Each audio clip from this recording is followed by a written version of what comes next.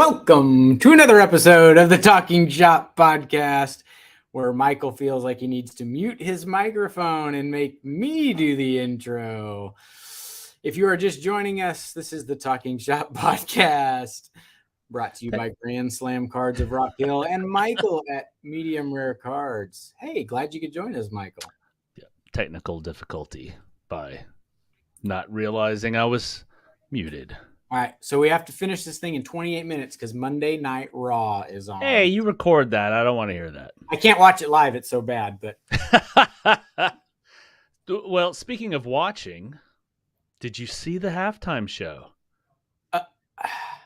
Unfortunately, but I am a bad one to ask about the halftime show. I actually, at the Superbowl party I was at, halftime came and I turned off the game. And the other people are like, wait. I was like, really? We have to watch the halftime show? Like, it's funny, right? In my full-time job, we've got a team that's sort of distributed all over the world. And most of the team that does not reside in the States, they called it. I asked them if they were watching the Super Bowl where they were. They're like, no, but we are tuning in for the halftime show. They never called it the Super Bowl. They just called it the Rihanna concert. That's what they referred to it as. But go ahead. I will say, after the first play of the Super Bowl, I said to the crowd I was with, the group I was with, I said, this game's going to be a high scoring one. And the final score is going to be 38-35. I said that.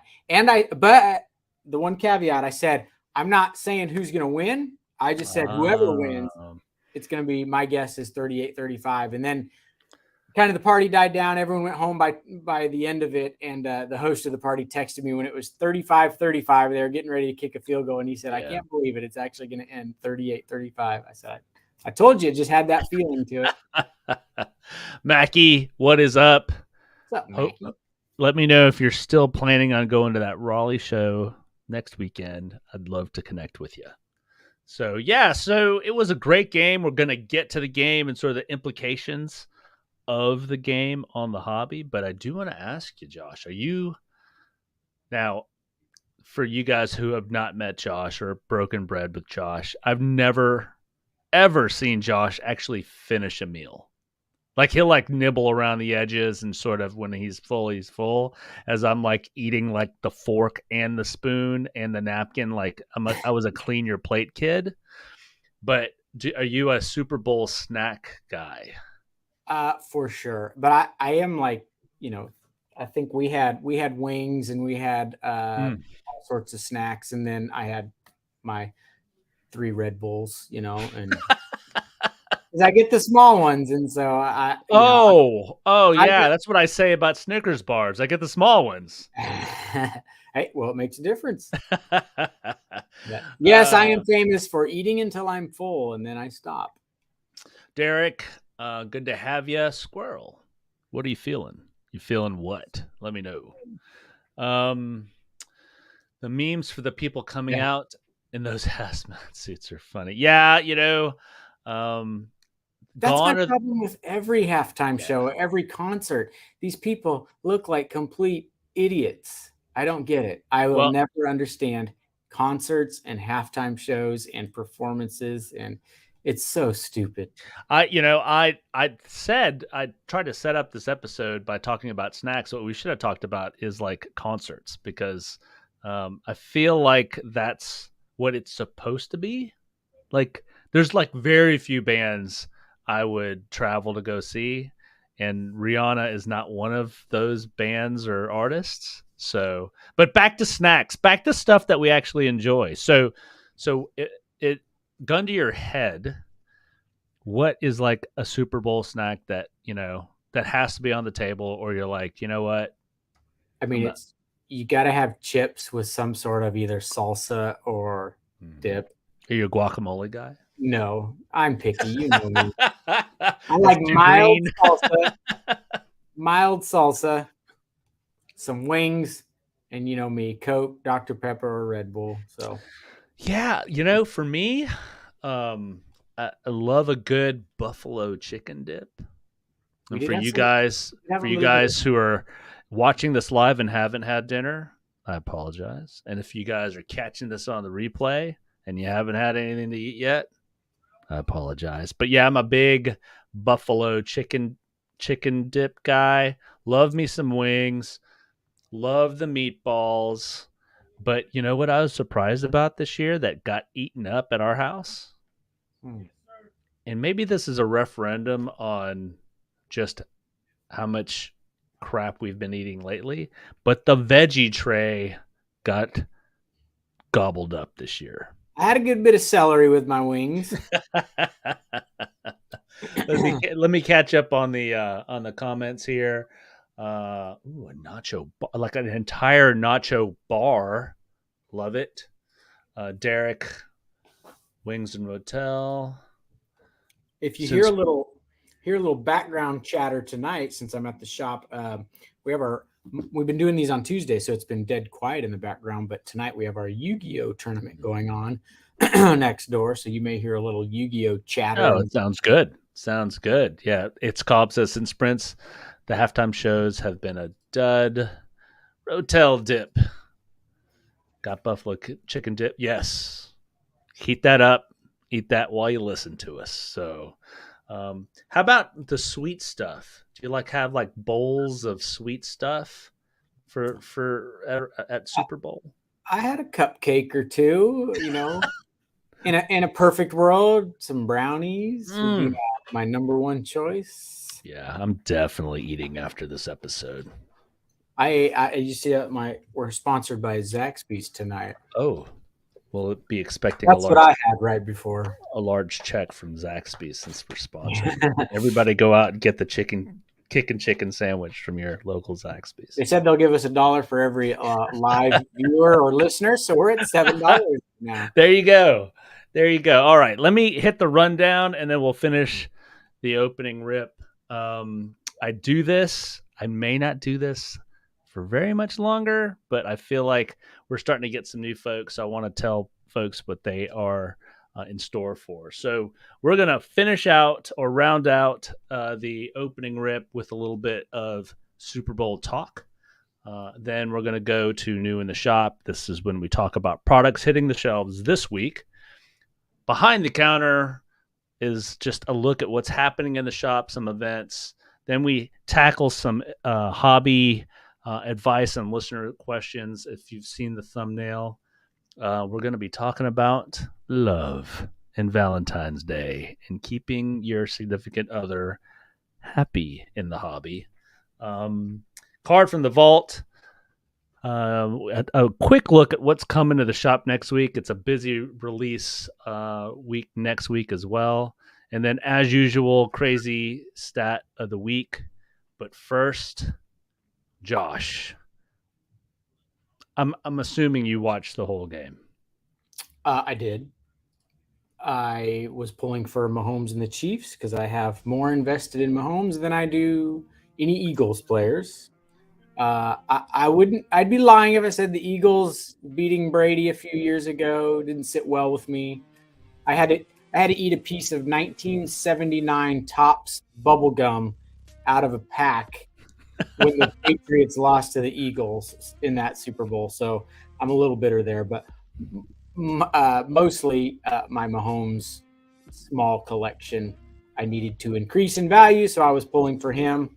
I did watch the whole thing, so yep. I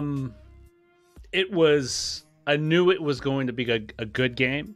In fact, if you roll back our takes from last week, both of us, you said you got it right at a party that you were at.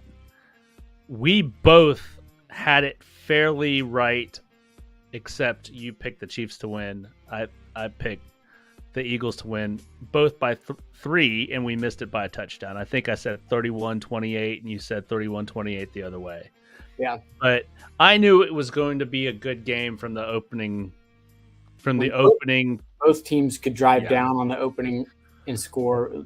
That's where we were like, yeah, this is going to be high flying. It's good. And it was always a matter of, and this happens all the time in the Super Bowl. It always comes down to who makes the best adjustments at halftime. And clearly the Chiefs saw something, game plan wise, that they could exploit. I will say Hurts made me a believer, because I've been a doubter all year long. He made me a believer that game. Like, this dude is like, I almost feel like Russell Wilson in his prime, and then some. Yeah. Faster and quicker and stronger. That last pass of the game, I was like, dude, I could throw it that far. What? I thought yeah, he was. It was. I feel like he was sort of in between. He was like looking at it. It was almost as if he was trying to get to the end zone. Then he saw somebody flash in front of him in the middle of the field, and they wanted to do the hook and ladder or something. Like he was in between. Like it went to nowhere. But it was a little bit of a ticky-tacky call. Sure. At the end, you'd like to see the refs maybe swallow whistle at that point of the game. I understand the Eagles side because they didn't call it all game. Yeah. And then to call it on that one last play. Here's the Chiefs' defense. They weren't getting any calls all game long. There was a couple close plays that were reviewed, and none of them went the Chiefs' way. And then, so let's say they don't call that. It's incomplete to the end zone. Butker kicks a field goal because he's automatic from that distance. They go up by 3. There's no guarantee the Eagles are going to roll down the field and score. So it sealed the game for sure, but it didn't decide the game. Yeah, I mean, for a game that I feel like most of the country was a little checked out. I mean, you have got the fans of the cities. I thought it was a great game for the hobby, but I mean, Kansas City, Philadelphia, I'm not sure if it had sort of the star power behind it that other teams would have brought. I think it ended up being one of the more entertaining games that I've seen in a while. So Derek said what I was about to say. Even the Eagles defensive back said it was a hold. He hoped they wouldn't have called it, but he admitted it was a hold. And they were getting in the game. It was driving me nuts because the idiot announcer was talking about after the cut, he had his hand on his back. And I'm like, that's not what they're calling. They're calling the first original cut. The initial hold. Yep. Which wasn't pass interference. It was just a hold, but it did give him first down. And that was, let him ice it that way. But there's no doubt that Mahomes outplayed everybody in the second half. He made a couple huge plays as far as with his legs and his arm. Special teams, the defense returned touchdown. I mean, it was good with a good outcome for me. Well, let's talk about that. This is not a sports podcast. This is a sports card podcast. So I'm going to share my screen. Let me bring this up. And this is Card Ladder, in case you guys are wondering. Let me share this. I actually haven't looked any Mahomes prices up. Well, this will be interesting then. So if you guys are taking a look at this is Mahomes pricing. And I saved this link from this morning, so this may have changed a little bit. Let me see. Nope. So this is through yesterday.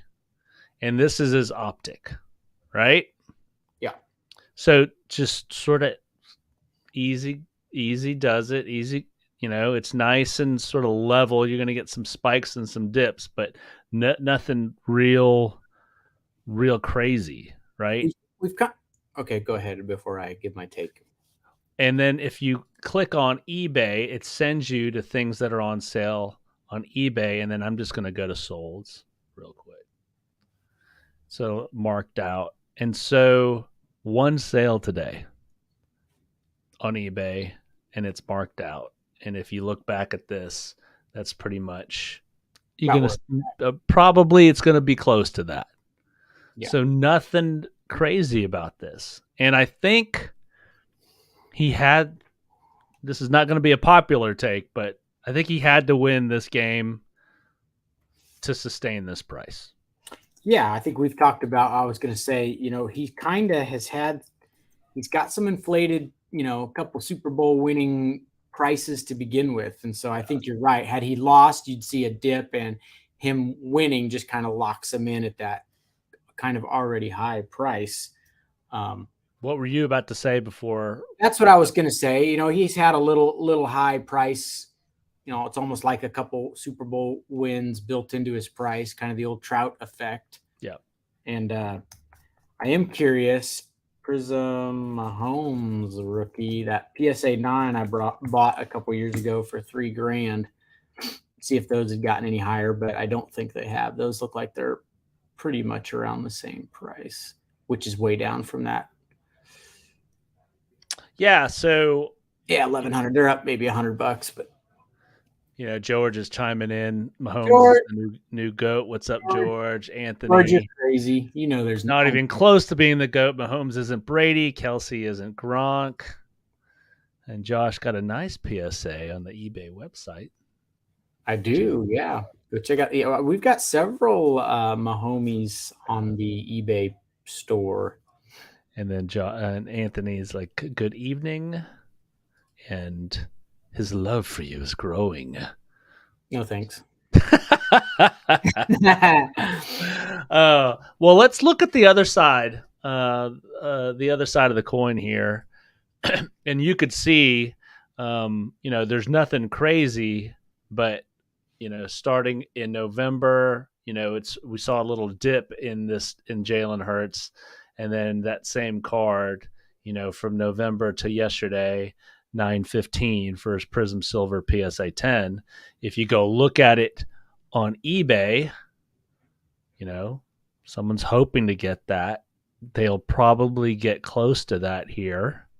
You got another hour left. Let's look at the solds today. Is that a base PSA 10 Prism? Nope, these are silvers. Okay. All silvers. We have a base in the showcase that I wouldn't be shocked if it brought a 10 if someone bought it and graded it. So, and then one sold today, PSA 10 for $810, and if we go back here, it's a little bit of a dip. The question I have for you, and you guys please chime in, is if you're taking a look at some of these prices and you're taking a look at what the Super Bowl means to the card market. If you had to make a guess at these prices, say in like a month, what would you, if you had to guess, where would you say the Mahomes and Hurts would be? And then I'll have a follow up for you after that. Mahomes will stay, maybe slightly incline. I think Hurts will probably slightly decline, but nothing crazy. I think people saw what they wanted to see with Hurts and said, this dude's going to be a good quarterback for a long time. And Mahomes is probably on a trajectory to be an all-time miniature GOAT behind Brady. Well, I mean, if he just hung it up tomorrow, and in 5 years he'd be first ballot Hall of Fame. Yeah. So I think his prices are legitimate. Let's just put it that way. Yep, I agree. Hurts, me and Jason, my buddy, were texting during the game. Say what you will, he is a real NFL quarterback. There's no doubt about that. He made some great throws. For sure. I think he's got what it takes leadership-wise. I think he's got control of that locker room and the guys behind him. Yeah. If it were me, because I don't know if I'm ever spending $2,500 on a card. I think we're going to see a little bit of a dip in the market for Hurts. And I think it would be a great opportunity to do something in anticipation for things to heat up before the season starts next year. I don't know. He's a big, strong dude. So I think he's going to be a little more durable than, let's just say, Kyler Murray, a little more durable than some of these other running quarterbacks. He's a big guy. Mm-hmm. He runs like Russell and he runs like Mahomes. They run smart, like it's kind of throw first, although they do some design runs like they do with Josh Allen. But, with Lamar, you feel like it's almost run first, throw second. And with Allen and Hurts now, you're talking throw first, run, and they're so scary dangerous with their legs. He had me nervous all game long because he looked so good. And I'm not a Hurts fan or an Eagles fan. Well, let me ask you this. Has Hurts, because Burrow gets all the love, Herbert gets all the love. I've already forgotten his name for the 49ers. Brock? Purdy got plenty of love. But as far as young quarterbacks go, and it's hard to believe that we're not considering Patrick Mahomes to be young anymore because he's like 27, 28 now. Yeah, 27. Has Hurts put himself in the conversation with those other quarterbacks? He's got to be above the Herbert, and I'm a Herbert fan. He's got to be above Herbert. Took him to the Super Bowl, and he's been in the league the same amount of years. Granted, he's got a better team, but I'd put him up there above Herbert. I'd put him below Burrow. Would you put him above Josh Allen? I wouldn't, and maybe that's not fair. You could argue that. I think you could make a great case for that. Would you put him? Would you put him above Lamar Jackson? He almost got to. It's like you get him to a Super Bowl. I mean, Lamar's got an MVP. There's a lot. Look, I've said it before. There's a quarterback in the NFL is a hard job, right? But at the prices we were just looking at, is he above Derek Carr? Is he a better quarterback than Derek Carr? I think he is. Matthew Stafford. He just has more tools, You put Stafford's brain in Hurts's body, experience, the Stafford's experience. I think you've got an all-timer, but Kirk Cousins. Kirk Cousins is a good quarterback. It's just crazy to think that of Jordan. It's hard to just. There's conferences and divisions you got to keep in mind, and these guys get easier roads and harder roads to get there. And it did feel a little cheap. The Eagles got the Giants twice. No offense, George. They got a hobbled fourth string 49ers quarterback. They had a little bit of an easier route, but they went toe to toe with the Giants.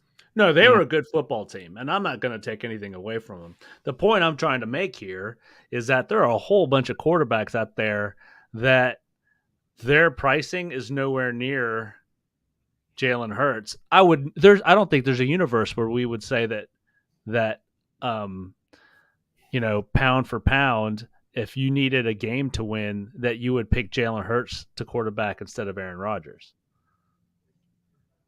Yeah, if the team is identical. Exactly. Yeah.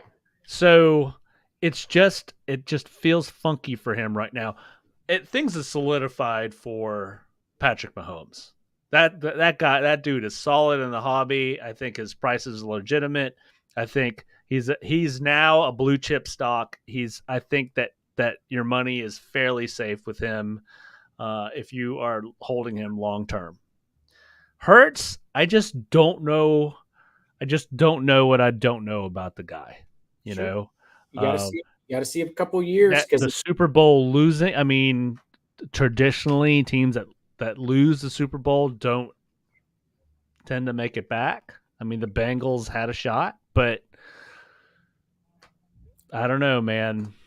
Well, we look at the bright side. We got a big crop of young quarterbacks that are going to keep us entertained for 15 years. Yeah. And the Brock Purdy, experiment, the Hurts has the downside. What they do, the hobby does this. They crown a couple guys coming out of the draft, and then you can't. Herbert and Burrow were crowned from 2020, and it's really, no matter how good Tua or Hurts do, they just can't take that crown because the hobby latches on so hard. But George says, I'm spending my card money on Patty instead of Jalen. Well, that's smart. Why not spend it on Brady instead of Patty? The reason is because you're going to have to pay a lot more for Patty than you are for Jalen. So there's that. You're comparing apples to oranges a little bit. So it's the question would be like, are you spending your money on Hurts or Allen? Are you spending your money on Hurts or Lamar or Hurts or Burrow or Hurts or Herbert? That would be a more fair comparison because Brady and Mahomes, your money's safe. The others, who can you buy low and make some money in a couple years or down the road? So let me catch up on the chat before I move on to new in the shop. Jonathan's like, Hurts sell now. George is could be wrong. Talking about Danny Dimes, which I do not disagree. I think the Giants are closer than people think. Hello, Jonathan. Sorry, I'm moving backwards through these. Whoa. Hurts they're talking $50 million. Yeah, and you see what they said about Burrow. Burrow wants to continue to structure his contract so that he can keep his weapons. He's using the old Brady noggin. Yep. Avery's here too. What's up, Avery? Hey, Avery. All right, let's move on to new in the shop. Josh, what's hitting the shelves this week? Wednesday, day after tomorrow, a couple nice releases. Anthony, that's cool. So Donruss Football is Wednesday. We will have it in store the day it launches. Immaculate UFC, a small bit of it, but we'll have that on launch day. If there's any UFC hardcore fans that are interested, hit me up. And then the big one, Top Series 1 2023. Here's a little inside tip for the local guys. It arrives tomorrow. What I say is it launches Wednesday, arrives tomorrow. There you go. Launches Wednesday. So, George, I don't know yet. I think it's around $300 a box. Don't quote me on that, but I think that's where it'll be, which is down from last year's, and it's continuing to creep back down into the stratosphere it belongs. But Donruss has been crowned kind of a favorite by everybody because it's a really good product, and so it's never going to get back to its $69 price point of 4 or 5 years ago. But I think $299.99 is my guess. I'll know better Wednesday. Card shops are also, if you've listened to us in the past, card shops are really slow to give out the price until launch day because prices do this, and you don't want to be the guy that's selling it too high or too low. And so we'll always be right on the hobby stuff, especially when it launches. We're right in line with the internet and everybody else. So, but I think it's around $300 a box. We'll definitely be breaking a couple of it, so stay tuned for that. For what that's worth. So those are the three big ones for Wednesday. And then Friday, what did we say? Donruss basketball hobby boxes are Friday. So, hey, before I move on to the design of this Top Series 1 baseball, in recent history, do you remember Donruss football and Donruss basketball releasing the same week? No, ever since COVID, these release dates have been really wonky. That's nuts. You'd think that has to be, look, good news. I think they're making a concerted effort to get caught up on the football side. Bad news is I think that I don't know. It just feels funny having both of those launch the same week. Yeah. It's funny how those customers don't cross over as much as you would think. Our big basketball customers are basketball customers. Now, there are plenty that cross over and like both products for sure, but there is customers that are just basketball only, or they're just not into the other, or football only. But so that doesn't scare me at all. I like a nice release of a variety of things at the same time, but I wouldn't like two hobby football products at the same time. I like that spread out. So, Let me answer George's question real quick. George, that was the free version of Card Ladder, to where it gives you some functionality, but it's a really cool tool. I've sort of previewed Card Ladder and Market Movers, and for me, Card Ladder just looks a little bit better, but they're both great. Both great. Speaking of great, in my opinion, I think I like this new design of Top Series 1.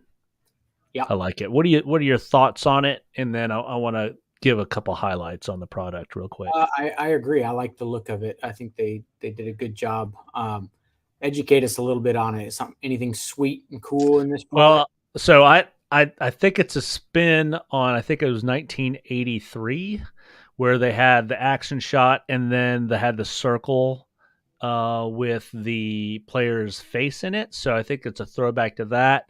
It looks like, again, for at least the base cards, where you're looking at a good opportunity to get some high grades because of that white border. You never like to see the colored border on the front because that's just tough. Mm-hmm. Avoiding any sort of whitening on the edges. I like it. It's nice and clean. I'm not a big fan of the hard corners as far as in the design, but at least this year you can see what position they play. Last season, that was tough. It's like, I think this guy's a shortstop, but I'm not sure. They are releasing a new parallel, and it's a gold. It's called a gold mirror image variation, and every card has it. So not just sort of like the image variations of some highlighted players, but every card in the 330 card set has a gold mirror image variation, and if you flip it on the back, it'll be gold. I think they wanted to have some clarity around which ones were short prints and which ones were image variations, so they wanted to help us out a little bit. Look at that sweet Otani card. Yeah, those aces. So it's awesome. And then the throwback design is 1989. This is when I was getting out of the hobby. That's when I was getting in, and those things just make me vomit. Because there's nothing valuable from that. But yeah, I do like the throwback feel for sure. That's cool. Oh yeah. So I look at that Julio. Imagine pulling that. That little throwback Julio. That'd be nice. So as Josh mentioned, it's going to be in the shop. It's a great looking product. It's affordable. I think it's exactly what Top Series 1 needs to be. It needs to be affordable. It needs to be available. There's going to be a ton of this stuff, but that doesn't mean the hot rookies like Rushman. And I think even the checklist, if you go to Cardboard Connection, you're going to see the checklist is actually broken up. You can find the base rookies in here. And, you're going to have Gunnar Henderson, Rushman. I think I'm a Braves guy. Michael Harris II is going to be in the list. So a lot of big rookies to chase at a great price. And like I said, because of the design, you should be able to grade some of these things out and start building a collection, or at least maybe get your money back if you're trying to flip some graded cards. But that is what's new in the shop. So Josh, we've got a bit of an event coming up this weekend. Yeah. Why don't you fill people in on trade night, its new location, and a little wrinkle on the giveaway. Wrinkle, or what's the wrinkle? Or a little variation? Yes, the variation. It's an image variation of the last type of giveaways we've been doing. Because wrinkle means there's a bad thing in it. So yeah, with the tremendous turnout of all previous, specifically the last trade night, I told myself during last trade night, this is too busy for this little shop. We got to do something different offsite. So My church is allowing us to use the gym for the evening. And so my thought was we'll just spread out in the gym and everybody will have plenty of room. I think it will be conducive to people being able to show their cards and sell and trade their cards easier. We combine that with a family in our church that is trying to raise some money for adoption because it's a very expensive $35,000 process to adopt a national instead of international infant. And so we were like, let's kill a couple birds with one stone. So if you want your own table, we thought, hey, $10 is worth it to have your own table put aside for you so you can spread your stuff out. And so it's going to have a little bit of a card show feel to it with trade night mixed in. So it's going to be fun. It's just a couple minutes from the shop. I'll have address on the door and we'll post the address so you can use your maps to get there. But yeah, and then so we'll have lots of room and tables set up for $10 a table. All the money goes to the family. We're not going to keep any money. I told the church, I said, we don't need the money from this. We just need the space. And if we can make some money for the family, that's even better. And we've got a good table turnout already. Yes. Probably almost too good, but we're going to make it work. And then for the giveaways, we're going to make you earn the giveaway this time. So everyone's going to get a ticket when they show up. Your ticket is good for one basketball shot. If you choose to take your shot, that's me when I sink mine. But if you choose to take your shot from the free throw line, you will earn a prize. If you decide to take your shot from the 3-point line, you will earn a little bit bigger prize. And if you decide to take your one shot from the half court line, you'll get an even bigger prize. And so we thought that would be fun to take advantage of the gym and make you guys earn some freebies this night. We'll probably give away a couple things still as well with those tickets. So it should be fun, man. I hope if it's as good a turnout as last time, it's going to be a blast. So Josh alluded to it. There are tables, but if you legitimately want a table, you probably need to send him a DM in the next couple of days because that space is filling up. Now, let me say one thing before you say that about the tables. I've had a couple people say I need a table and then I'll donate a table. I as weird as this will sound, don't do that because we'll run out of tables. But if you want to donate another $10 to the family, that would be awesome. So get yourself a table that you need. And some of them are 8-footers. We got some 6 and some 8. So we'll just use our best judgment. When someone needs a table, if like, do you need 8 feet? No, I don't need 8 feet. Give me a 6-footer. And you don't have to buy a table to come, guys. No, absolutely. Come and just hang out. Just hang out. Just come and make some trades and buy some cards and have a good time. So, all right. Any questions about that? Just drop it in the chat or hit Josh up and he'll be able to help you out. Squirrel thinks he's going to show off his baller skills. Squirrel, I might have to change it to where you have to do a layup. I think I'm pretty safe. What if somebody like bounces it off of the backboard and dunks it? Is there anybody? Do we have any guys in the shop? George says, "What if we dunk? No dunks. No dunking. Not Boo. fair to a short people. Boo. Short shooters that I go to Carowinds. I win those balls and those stuffed animals all the time." Well, on to the meat of the program. It was represented in a beautiful, beautiful thumbnail. Josh, you're a good-looking chick. I gotta tell you, I'm a good-looking chick. And the title of the thumbnail was "Love and Collecting." Yeah. So before we get into Natalie Portman, you get to be Thor. If let's start with tips and for the ladies out there or the guys out there that have a lady that collects, what are some go-to gifts for the collector that you could think of, and shameless plug for the shop that you may have in the shop? Gift cards. Oh, that's always safe. We have the Grand Slam gift cards. There you go. You can go gift card.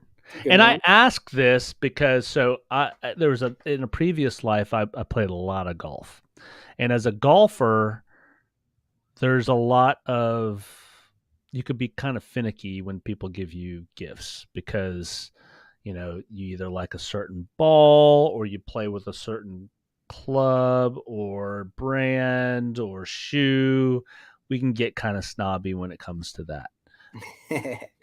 Do you find that is the case in the hobby? When if somebody is wanting to buy a gift for their loved one and they know they collect, what sort of some safe plays to where that they'll enjoy it other than gift cards?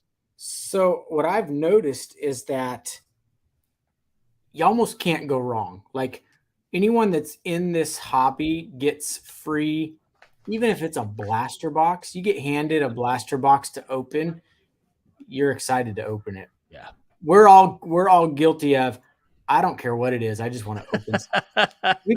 We've sold junk era wax packs to guys that are like, man, I don't have a whole lot of money right now. What are those dollar packs? I just want to open something. Yeah. Guys and gals that are in this hobby just like to open stuff. So you rarely see a bad gift when it comes to this. We have the benefit of a lot of the times the wives will come in and they'll say, hey, my husband is so and so, and we're like, oh, we know so and so very well. What does he like to buy? So we guide them based on your previous buying habits. Right. And the first thing is I always say, give us a budget. Sometimes mom comes in and she says $50. What do you got? So we're gonna find you the best blasters or mega box or something we can find. But everybody wants hobby boxes as a gift. But and then the sport, you don't want to buy that football guy basketball or baseball if he's just strictly a football guy. So narrow down the sport, narrow down the budget, and then you're safe to go for sure. And I think if you know your collector, if your loved one is a collector, if you know their favorite player, if you know what sort of era they collect in, and you're really not sure, I could always use more top loaders. Hey, good thought. I could always use another sort of, 2-row shoebox. Yeah. Specifically the ones that hold graded cards, if you're listening, Susan. Another good gift that hobby shops like ours tend to have sometimes is because the guys won't buy these themselves, but what a great gift. Those mystery boxes that have like the signed football or the signed jerseys. Yeah. Because the guys are like, I'm not into buying those. I wanna rip cards. But when someone hands you one of those, that's like Christmas, Oh yeah. So another fun type of gift. Any no-nos as far as gifts in the hobby? Like, don't get them that. You mentioned junk wax, but you also mentioned that we're all degenerates and we'll open anything. Yeah, for me, I think the biggest one is just don't get the sport that they don't collect. That's a great call. That's probably you're safe other than that, really. That's a great call. All right. Well, I think this dovetails nicely because you mentioned knowing your collector, knowing what they want. One of the things that I did want to address is making your significant other part of this part of your collecting, like making them a part of it. Good luck. Anthony's like, if my wife ever could never tell her that I've been there before.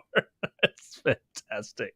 Can I tell a funny story? Yeah, absolutely. We had a young man who was going to York Tech, still lived at home, was going to York Tech school, and he was in the shop most days of the week. He'd come in during the day and he'd lay down on the little couch and he'd play on his phone or his Game Boy or whatever it was. And one day he was in the store and a middle-aged woman walks through the door and she looks at him and she says, "What are you doing here?" And you'd thought he'd seen a ghost. And And he says, I didn't go to school today. She says, why aren't you in class? And she turns and looks at me and says, Josh, how often is he coming to the store? And I was like, I said, I'll be honest, I'm only here in the shop a day or two a week, so I don't see him that often. So I really wouldn't be the best one to answer this. She goes, I'm just on my lunch break and I saw your car. She said, I'm going back to work. We'll talk about this tonight. And off she goes. The moment she left and that door shut, I looked at him and I said, you owe me big time, boy. I covered his back, but I'm sure he got it at home. But yeah. Well, so, Anthony, I got your back, even though I don't like you. George says that his wife heard what I said and started laughing. So if you guys know me and have been to a show with a card show or hung out with me and heard me tell the story, I apologize. But I really caught the bug a couple years ago with this whole collecting thing. And, and I wanted to be able to do this and feel great about spending money in this hobby. And so I approached my wife, Susan, and I said, honey, I want you to be a part of this. And she's like, okay. I said, but to do that, you need to pick a player or a team to start collecting. That makes it more fun because you could be more specific. And she goes, cool. Babe Ruth. I'm like, oh my goodness, here we go. The moral of the story is that I encouraged her to start collecting, and then there's really no excuse for me to go to a card show and not find an inexpensive Babe Ruth to bring home to her. There are some for sure. And it just lets her know that even though I'm at the show, I'm still thinking about her, and I've brought home some. I've every once in a while I'll find a vintage one, not any of the Goudies. Not yet, at least. And she legitimately likes the cards that I bring her back.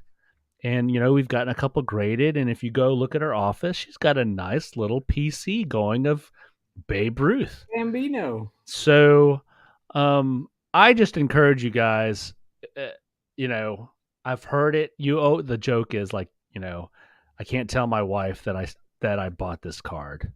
Or my wife would kill me if she knew that I just spent this on a box of cardboard with pictures of dudes on them. And I just feel like getting ahead of it and having that open communication with regards to this. I think it makes for a better experience, because then, Susan actually gets angry at me if I don't open a box in front of her, because she really likes seeing my reaction if I get a hit. And she's legitimately sympathetic if I get skunked on a box that I open up. So she understands it. I've made her a part of it. Now I'm rambling. Josh, what are your takes on this? I'm sure you see this from the other side of the counter and you've got some mixed feelings about it, but what do you think? Now you're just bragging, because that's like telling the women, get your husband into shoe shopping. Absolutely. The guys are going to say, I ain't interested. And most of the wives are going to say, I ain't interested. But it's a good thought. Although, and it's worth a shot for sure. When I had a shoe store back from 2008 to 2012, I had a shoe store, and I did the exact opposite of what we do here. The women buy the shoes and say, can I just leave the shoe boxes here? and they can sneak the shoes into the house, or they'll take the price tags off the boxes. The guys do the same thing here. They'll open it, open, stick the cards in a small little white box that looks expensive, and or peel the. We've peeled many a sticker off the box, because let's face it, we know our wives better than we know our wives very well. We know what they would think of what we spend. So it's like when that 1-of-1 black Zion disco got pulled from the shop that sold for $100 and something grand. my wife's like, why couldn't you have bought that box? I said, because those boxes were $550 a box. You would have killed me if I bought a box for $550 with our money. So that's part of it. But yeah, I think you're a lucky guy if she's into doing that with you. I am, but that doesn't come with challenges. Like we're all human, right? We never want to be told no. It feels icky when we feel guilty about buying something that is maybe out of our budget or may compromise, our finances. But that's part of the deal with this hobby. We love risk. We love taking a chance. We love that gambling aspect of it. I'm not saying I'm beyond that or immune to that. All I'm saying is, if you find yourself in deep water and you've had open communication with your significant other, then they're more likely to throw you a life jacket or a life preserver than step on your head and try to drown you. So open communication is key, guys. We're running, and the reason why I picked this topic and the reason why we're having this podcast on a Monday night, not tomorrow, is because tomorrow's Valentine's Day, and I just thought it was appropriate to bring it up. So make your sweeties out there part of your hobby, and if they're not into sports, there's got to be a show or a movie star or somebody those Leaf products. Oh yeah, absolutely. One of Susan's favorite cards is a Kit Harington auto because we loved watching Game of Thrones together. And so, yes, so my hourly rate is a hobby box of my choice. No, I'm not saying this because I feel like I know any better. I'm saying this is because I've survived my mistakes. That's why I'm saying this. So don't make the same mistake I have. Learn from my mistakes. So my wife has brought up the fact that she wants to work down at the shop sometime. I'm like, let me just spare you from some of the crap I have to deal with. Let's just keep you out of the shop. So she thinks I'm doing it to hinder her. I'm doing it to help her. I appreciate her sentiment. Yes. All right. I do have some non-Valentine's Day related questions here. And before you ask the first one, if I seem a little bit distracted, it's only because we are in the process of throwing a break up on the break page of the new Donruss football. So boom. I'll tell you on the podcast when it is posted. So whoever wants to go grab a spot, and also, I hope I don't get in trouble for saying this, but we'll break it tomorrow during the day if it fills the day before it launches. So there you go. You didn't hear that here. Edit that. Edit that out. Clip that, Jacob. The only involvement Abigail wants is organizing. Hey, that's not a bad deal. Women are typically a little better at that stuff. That's not a bad deal. And George, I don't know if I told you this, but yes, Susan actually does love Garbage Pail Kids. In fact, she is not getting any jewelry, like real jewelry, for Valentine's Day. She's getting a box of Garbage Pail Kids Sapphire for Valentine's Day. So I'll have to let you guys know if she pulls anything nice out of there. So I do want to bring up a couple questions here. A friend of the show, Chris, asked this: pros and cons, thoughts on graded with coating, and we're talking about, I think, specifically the Topps Finest brand. And there's some other brands that put that, like Elements, right? Elements Football. There's on some of the metal cards. Right. Is there a reason to leave or pull the coating before sending it in for grading? What is the resale with or without? This would, for me, it would be, this is going to be personal opinion, but I would think the very last thing you do before you send it to grade is peel that thing off. Make sure, because that's on there, because those cards, in Elements case, those cards are made out of metal, so they scratch really easily like printing plate would. But pull that coating off and then send it. Because I think if you were to get a really good grade, that card slabbed, the card does not display and look good with that piece of coating.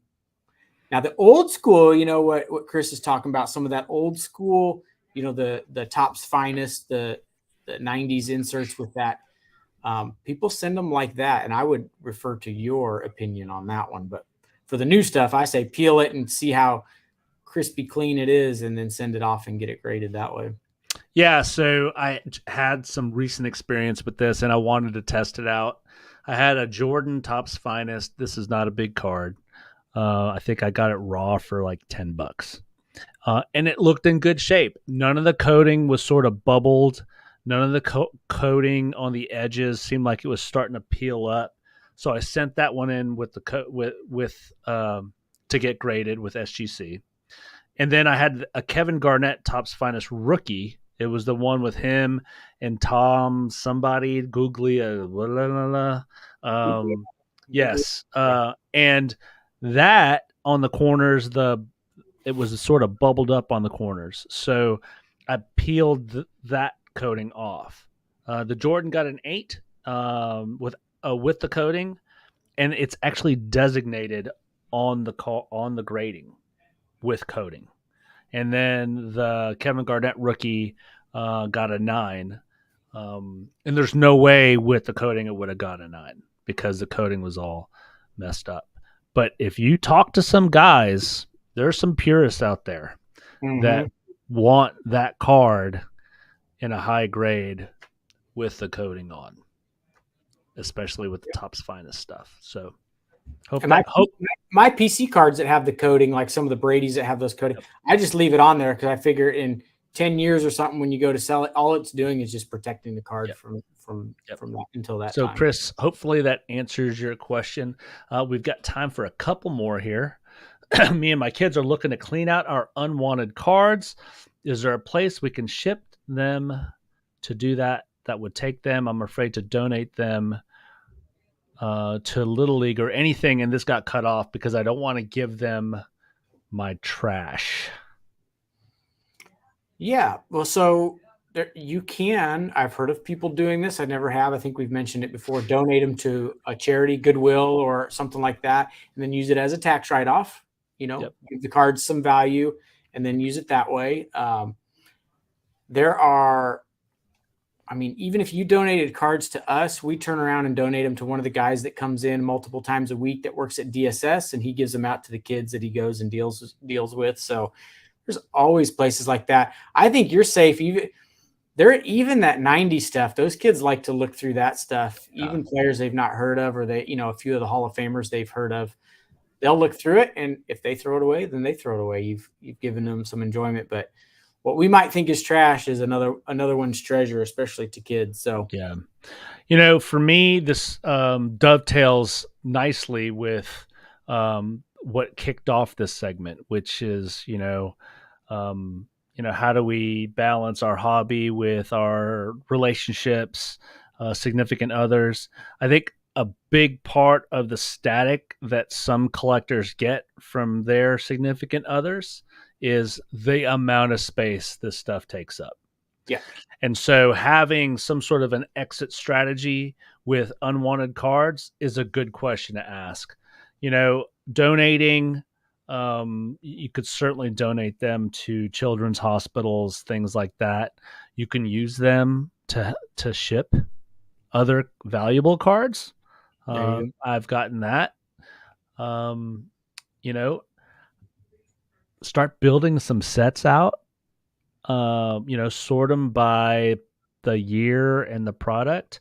There's a site called Sports Lots that you could sell these things, and it could be a pain because this stuff isn't light, so you got to ship it to them, and then they list it, and but you're like selling these cards for like a nickel a piece, or less, penny a piece, but hey, or less. So, but at least you're getting something out of it.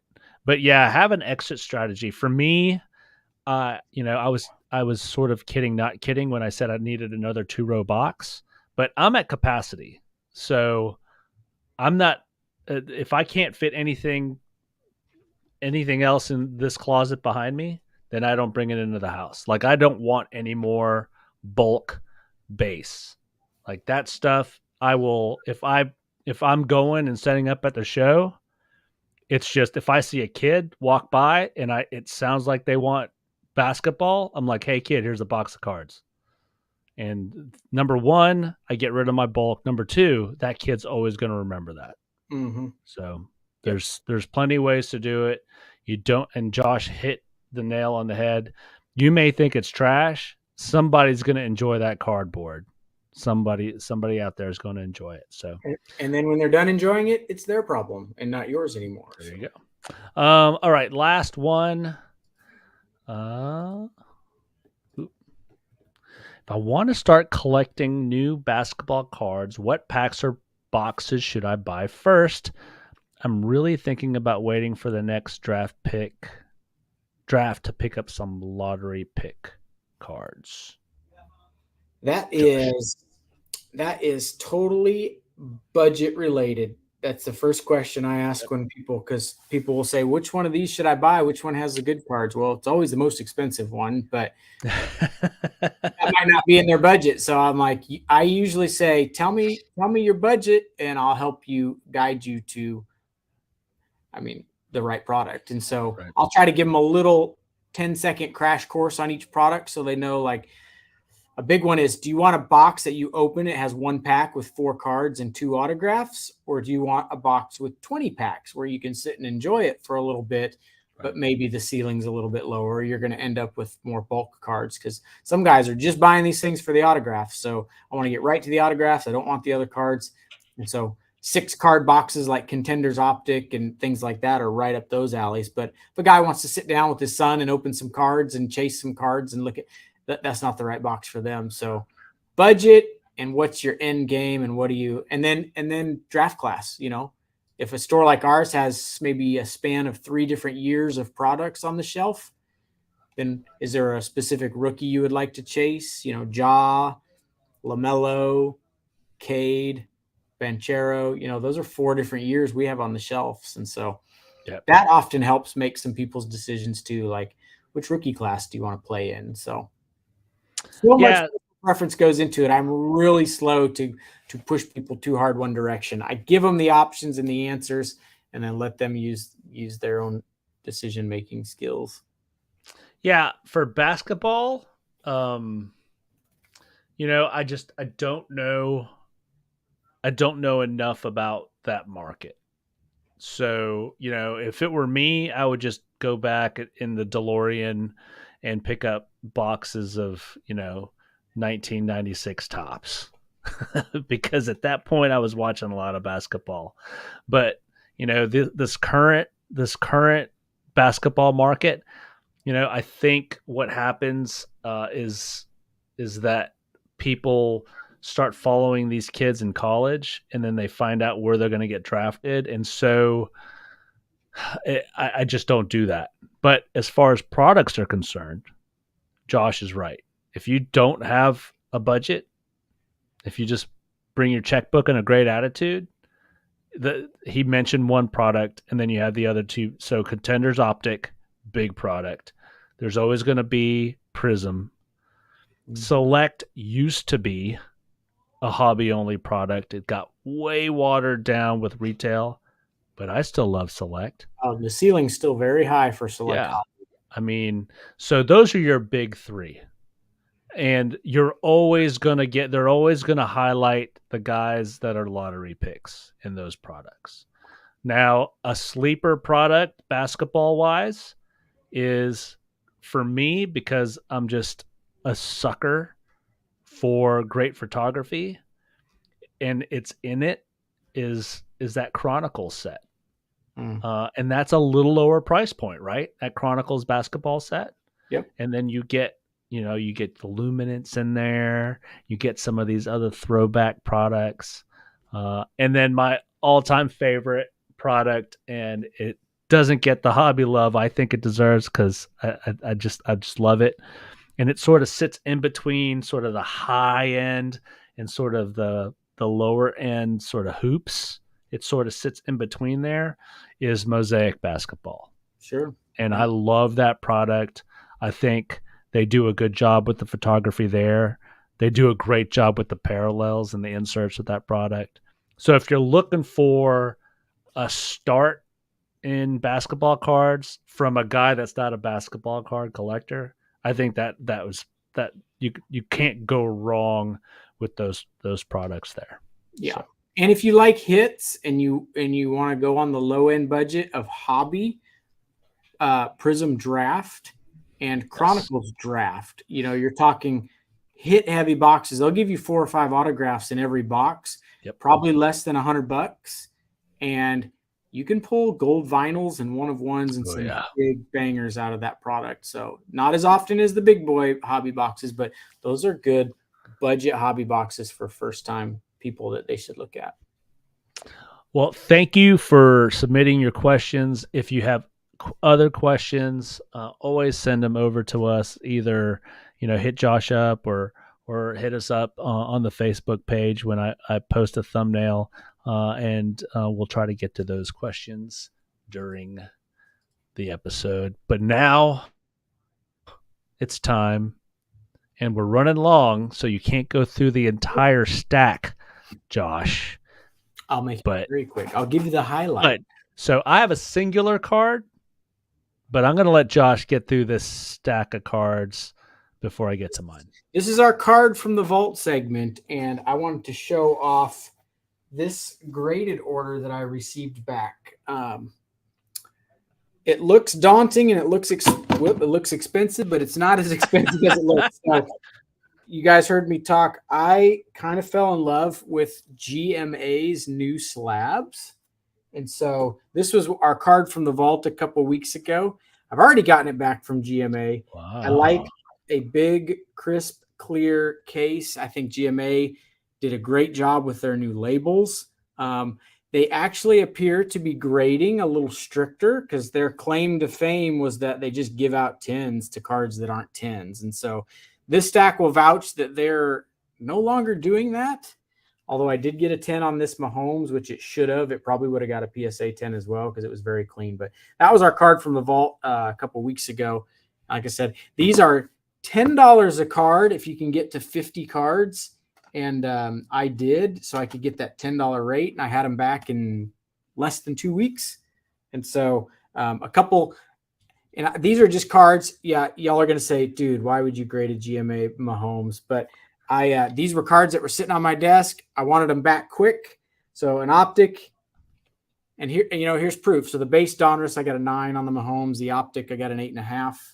But these are ones I just really like the display looks of. I did send, and also cards that just aren't valuable. This isn't valuable enough to be sending to any other grading company if you're going to spend more than $10 to grade it. This is just an insert Prestige Heroes card of Mahomes. It's probably a $5 or $10 card, but got a little GMA 10 on it, and I think it looks good. So what I did was I took all the Brady cards that I just really like the looks of, and they're just not valuable enough to spend $20 to $30 at PSA to grade. So for $10, I got them in a slab that I like, but it's a whole bunch of stuff like this.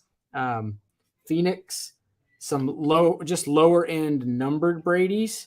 And so you'll see, Josh, I thought you said they don't give out 10s very easily because everything I've showed so far is a 10, but I'm only showing the 5 or 6 that I did get 10s on. And like I said, they're just very, very inexpensive way to permanently slab your card, semi-permanently. Cool. So this is one of my favorite little illuminations. Oh, that's beautiful. I got a 10 on that.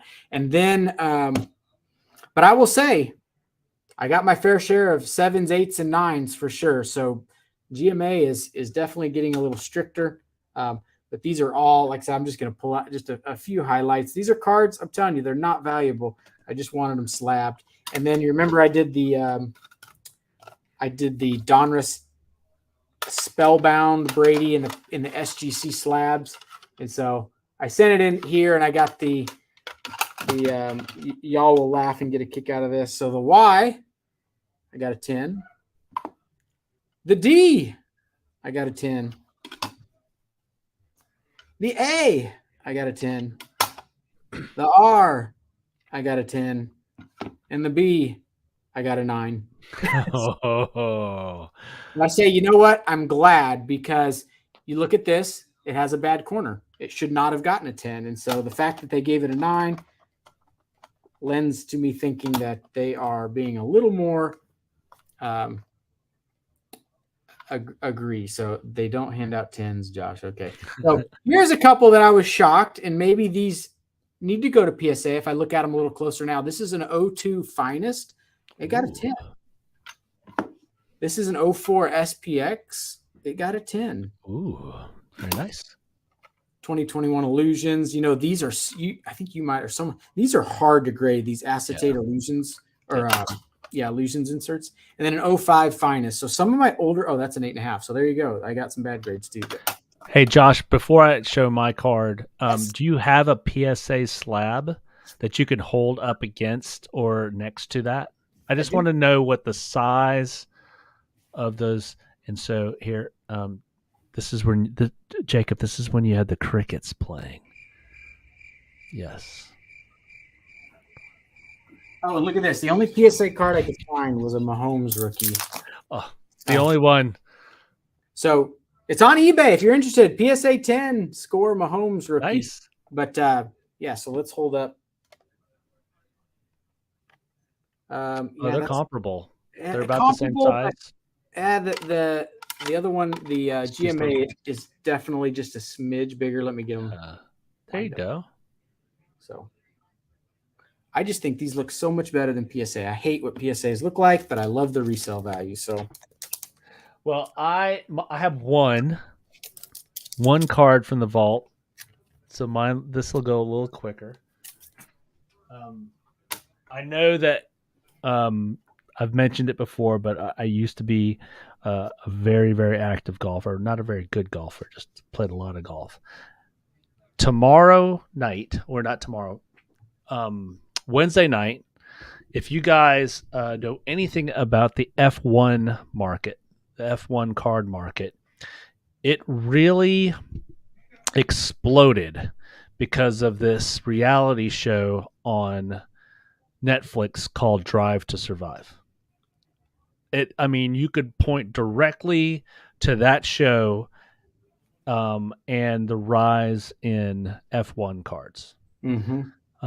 The same producers that did that show, they're doing a golf show called, I think it's Making the Cut or something.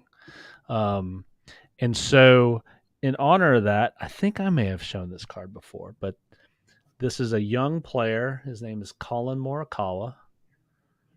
Goodwin champions. I've got shoes older than this kid. He already has 2 majors. Why isn't it focusing? Do I need to hide behind it for it to focus? Yeah. So he already has 2 majors. Good kid, young kid, probably the face of the PGA Tour moving forward.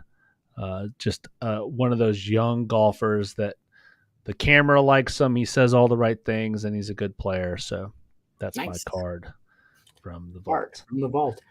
The Worst Shot in Basketball asked what our eBay account name is, and I think it might be scroll up a little bit, but or Jacob, if you want to give the link to our eBay store in the comments, that way our customer can just click it. Oh, he doesn't have it. Okay, so Jacob, I'm going to send it to you right now, and we'll link that so people can go check out the store. I will say, if you're interested in making an offer, make it to us privately, because like everything, we mark it up high, and then we can field some offers. And so let's make a deal off of eBay so that we can all save some money.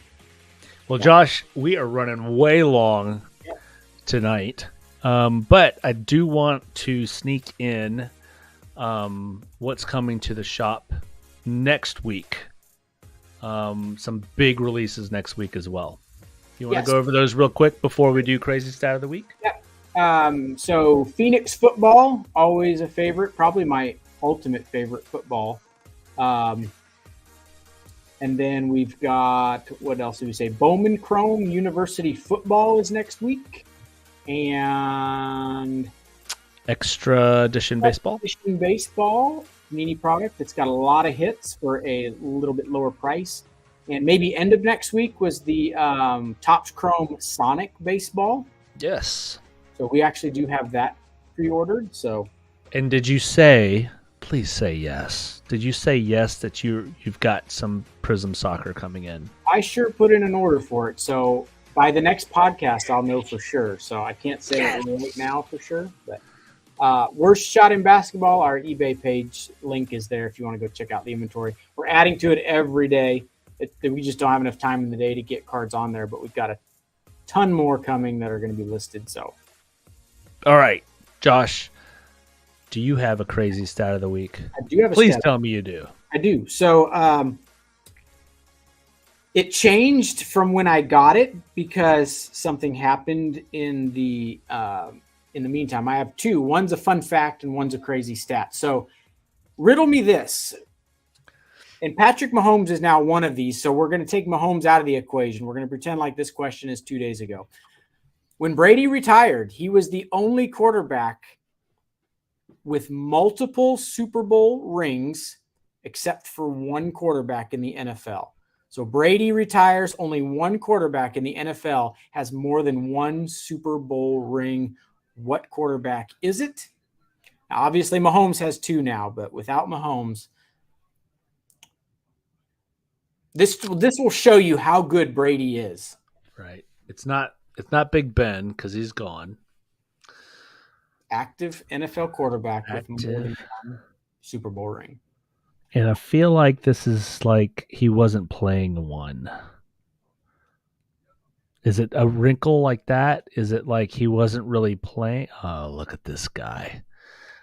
Go ahead and have the buzzer teed up, Jacob, because I'm just fumbling all over this. He said Big Ben. Yep.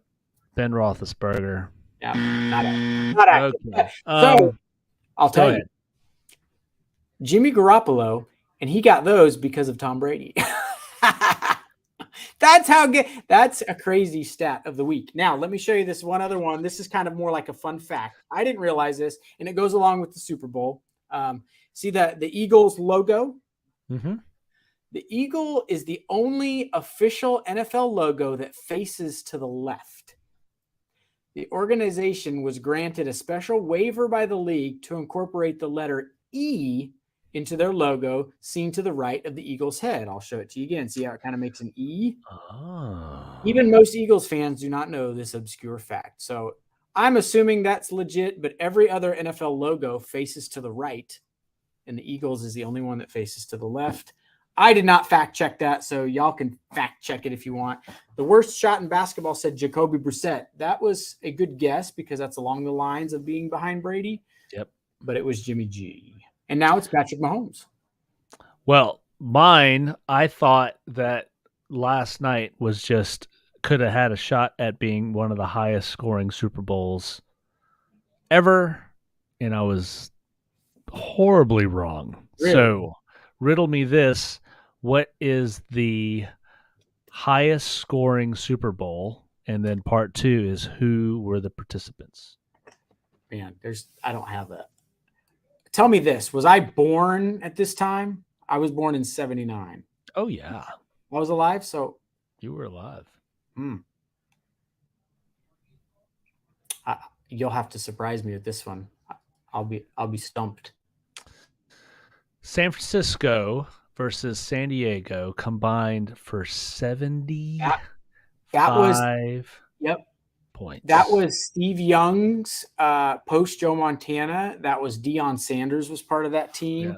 Yep. I watched that game many times because as a boy, I was a big 49er fan at that time frame. Jerry Rice caught multiple touchdowns. Ricky Waters caught multiple touchdowns that game. Yep. 49-26. And then this will make you Young threw 5 touchdowns in that Super Bowl. He might be the only person that's ever done that, but he was definitely at that time. I think he was. It's nuts. Crazy. And then, so there's only been 2 Super Bowls with the combined score over 70. Eagles Patriots, where Brady threw for 505, the most in Super Bowl history.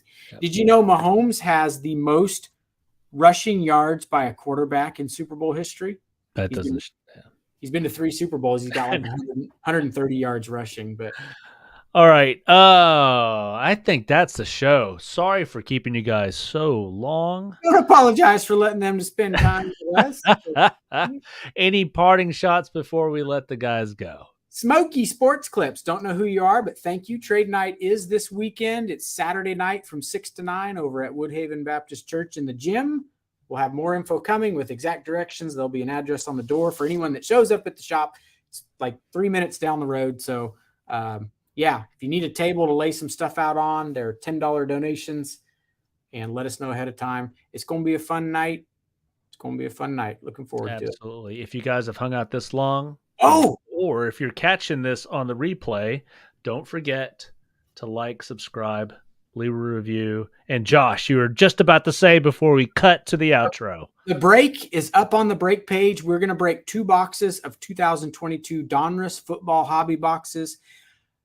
Wink, wink. We'll do it tomorrow before it launches if it's full. So go over to the break page, GrandSlamBreaksRockHill.com. There it is in the comments. Grab a spot. We'll break them tomorrow if it arrives on time, and you'll be the first ones to take part in that product. Brand new hobby boxes. All right, guys. Have a great night. Peace. Bye.